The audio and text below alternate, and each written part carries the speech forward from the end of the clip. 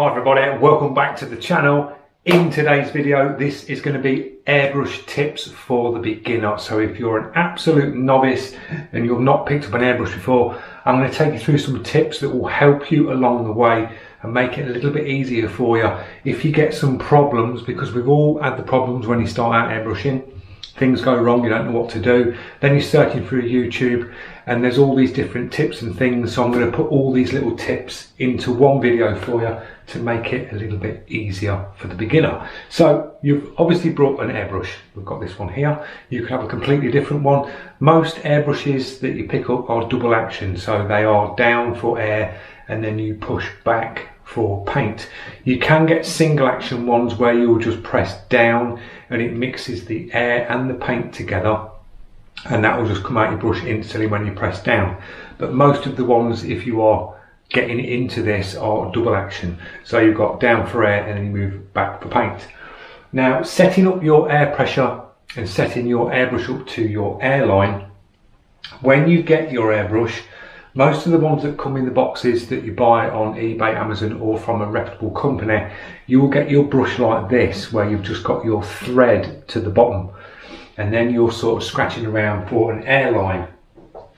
Most of your airlines come like this, so you just get your connector like that and you can just screw these like this to the bottom of your brush and you're good to go. You've got your air in and you're good to go. The only downside to having this like this is when you come to clean it, you really want to be like undoing your airline and you're forever attaching the airline to the bottom. So what I recommend to do is, and I'll leave links to all the bits in the description where you can get all these bits from. You can get these called like little quick connects, and it's a piece like that, and you screw that to the bottom of the brush like that, and then you can get the same, you get the male and female adapters, and you can get the other piece which looks like this. This one's got a regulator on it, so you can get ones without a regulator as well. I do own them sort as well. That screws to your airline, so nice and simple. And then when you put your air on, this is like a little quick connect like you would get on your big spray guns where you clip your airlines in. It's just the same version as that but smaller. That then clips to the bottom of your brush and it makes it a lot easier. You can just clip your airline on and off. That's my dog barking in the garden. So nice and easy at clipping it in and out. So I'll leave a link in the description where you can pick these up and these from to make your connections of your airbrush a lot easier. Now, setting up your air pressure, it's best to sort of run ballpark pressure. I'm usually running 25 psi is my ballpark on every brush that I own, and then I use the valve here to dial it in. So you can dial this in here, you can literally turn the air off, and then you can put the full 25 through the brush and you can dial it here. It just saves you going to your regulator on your wall or under your table on your compressor. It just saves you just scrambling around under your table trying to set your pressure. You can set it on your compressor at 25 and then you can dial it in from here, which makes it life a lot easier when you're painting, because it's a lot quicker on the fly doing it this way than leaning under your table or in your other room where your compressor is. Now, to set your brush up to 25 psi on your reg, on your compressor, press your air in on your trigger and then you will dial this like that. Bring it down to the 20 psi mark on there and then click that off and that's set. That's continuous 20 psi on the brush. So we've got 20 psi on the actual gauge. That's 20 psi coming straight up the line and in.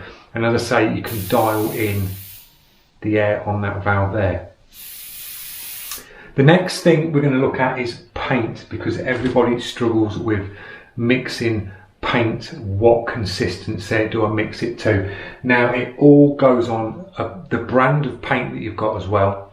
If you're using Createx Illustration, dilute that down with water. The illustration paints are transparent, so they are thin anyway, but you can dial that like 1 drop. I always go 1 drop to 1 drop, so 1 drop of paint to 1 drop of water.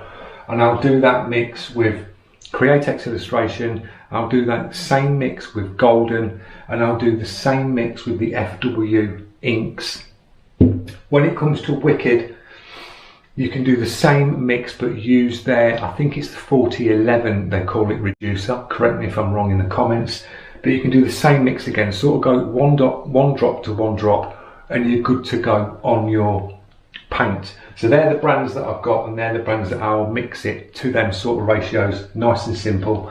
When it comes to cleaners, when you've been painting and you want to look at getting some airbrush cleaner, I'll leave links in the description to some good airbrush cleaners.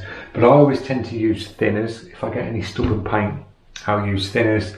Blast it through with water first. So if you're using water-based acrylics, give your cup a blast through after you're finished painting. Drop a bit of water in and just give it a blast through. If you want to bubble back and you've got an air cap like this, which is solid, some you get prongs on, but if you've got a solid air cap like that at the end, you can basically put your finger over the front and you can bubble back like that. You can see the bubbles coming out, and then just blast through, clean your brush.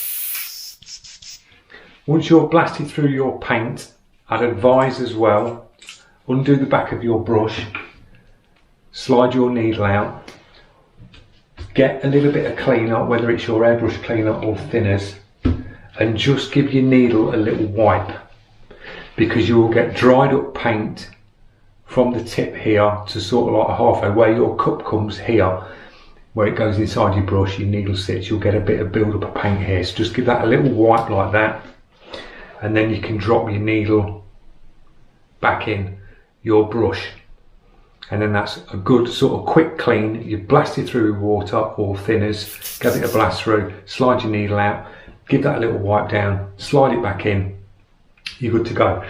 If you get problems where you've gave your brush a clean and you're getting ready to sort of like paint on the next sort of day, you've dropped a bit of paint in your brush, and when you press your trigger down, you're instantly getting this. So you can see that water coming out straight away, and you're thinking, oh no, what's up with the brush? Because you're just literally pressing down and you're getting paint straight away. That is where you have not located your needle correctly in the back. So undo your chuck, slide your needle forward like that, and just don't press too hard to the front. You're basically just locating that needle to the front. You'll feel it stop, and then tighten your chuck up. And then when you put the water in again as a test, you'll press down, nothing coming out. The minute you move back, you've got your water or you've got your paint. So that can be your needle isn't located to the front of the nozzle. So just double check that before you start painting, because there'd be nothing worse than going in on a piece of artwork, dropping some paint in your cup, you press down and it instantly blasts paint out like an aerosol can. So just double check your needle's located to the front. Another thing that can happen as well with beginners is you can be pressing down on your trigger and you can be getting a lot of sort of bubble back. So you're basically getting that, but you've not got your finger on the front of the brush. You press down on the air and it's bubbling back and you think, oh no, what's wrong with it? It's the front end of your head assembly here. This piece, you've got your crown cap like that, and then you've got your next part of your brush. If I take this one off, it exposes the nozzle inside. Some nozzles are different. If you're on a H&S and you take the front off, the floating nozzle can just come out. But on these brushes, some of them you have a little spanner where you tighten your nozzle up. Now it can be this piece here loose on the brush and not fully sort of nipped up to the body. That can cause that problem. Or if the actual nozzle is slightly undone and it's just causing the air just to back blow and it just gives you that sort of bubble back, so you'll be getting that. So just make sure the front end of your brush is nipped up. You've not got to over tighten it with the spanner on your nozzle. You just slightly nip it till you feel it go tight. Same with these, just nip these up finger tight and you're good to go. So they're little things to look out for as a beginner, and you will get these, you will find these little things. Another good thing as well, if you've got an airbrush hanger like this, never have your airbrush hanger facing so your brush is like that. Never sit your brush like this in an airbrush hanger. Always tilt your airbrush hanger so your brushes are forward, because if you leave paint in your cup, yes, there is a packing screw that sits in the body around here, and that stops a lot of build up going back. But if you leave your brush with paint in the cup and it is like flat like this or tilted back, the paint runs down the inside where the needle is, chokes up round the packing screw, and eventually starts to trickle back, and it goes to where your trigger is. And then you start having problems where you press your trigger down, the trigger stays down and then slowly comes up, and that's when you get a sticky trigger. And that's basically paint that's come back down the needle and it's sitting where the air valve pin is below the trigger, and it just makes it sticky. If you do get that problem, take the back of your brush off and your needle like that. Take your trigger out. Get a cotton bud with some mild airbrush cleaner. Don't use thinners because it's a bit too coarse. Cotton bud, push down, give it a clean, and if the pin's still a little bit sticky, a little bit of iWater super lube, just drop a little bit on top of the pin and then push the cotton bud down a few times, and that will work the pin on the air valve loose again, and it'll start to move. So that's what you'll get if you are leaving your brushes tilting back with paint in. It's not advised to leave paint in. If you've got a brush that's got a cup and it's got a little cap to the top where you can put your cap on, you can leave your paint in the cups for a couple of days. If it's really hot, acrylics will dry out quite quick. So that's just something to look out for. Try not to leave paint in your cups overnight. If you're going to leave paint in there, really thin it down with water so it's thinned out really well, so it doesn't dry up so much, and just give you a little bit more sort of time with the paint left in your cup. So that's a few little tips to help you out along the way, and they are ones to look out for, because I guarantee it, you will get these little problems. But if you just follow this video, any problems with the brush, they're the main sort of ones you get with a brush. It's very rare anything else sort of goes wrong. If you get your paint consistency right, set your air pressure. I run 25 to 20 psi, and then, as I say, dial it in on here. So we'll do a little bit of a paint mix, and I'll do some spray outs on here. I'll just show you some little sort of tips again to do. So we're using the ink. So I'm going to drop a little bit of ink in there, and then I'm just going to thin this down with a few drops of water. If you are thinning your paints as well, it's a good idea to get some like little plastic cups and thin your paints down in a plastic cup, not in your brush, because you tend to put a couple of drops of paint in the brush, then a couple of drops of water in the brush. It's always good to thin it and give it a good stir up in a plastic cup, and then you can just transfer that to your brush nice and easy. Just drop that in. So you've got your paint mix in, and you should be mixing this.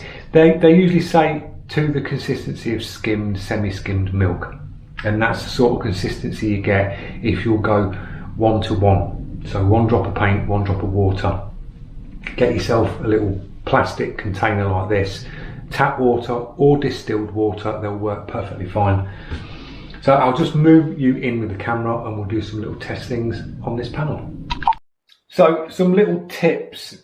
You've got your paint in your brush and you are itching to get started as a beginner. And what most beginners tend to do is just blast the paint onto the paper, which you can do, there's nothing wrong with that. It gets you sort of used to how an airbrush works. But I think the best things to start doing is you've got to master your trigger. You really have got to master this piece here, because it is a double action trigger, so it's two movements to get the paint to come out your brush. And a lot of people just tend to press down, pull back, and they start to keep their finger back on the trigger and move with the trigger. Now that looks like this, and they do that and they think they're airbrushing, which you are, because you are putting paint down on the panel. You really need to start mastering where you can put paint down like this.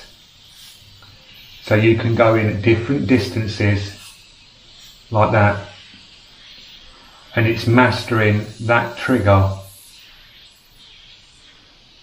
And that's why they always say practice dots, dagger strokes, lines.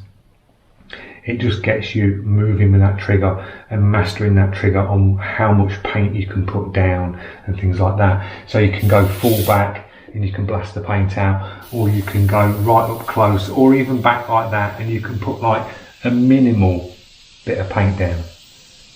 So it's just mastering that trigger. So the best advice and tips is practice your dots and your lines. So practice things like this. So you're going down for air, and as you move like that, you are bringing the paint in, then taking the paint off, bringing the paint in, taking the paint off. Down for air, back for paint. So you're getting them consistent lines like that, and you're getting nice point to points.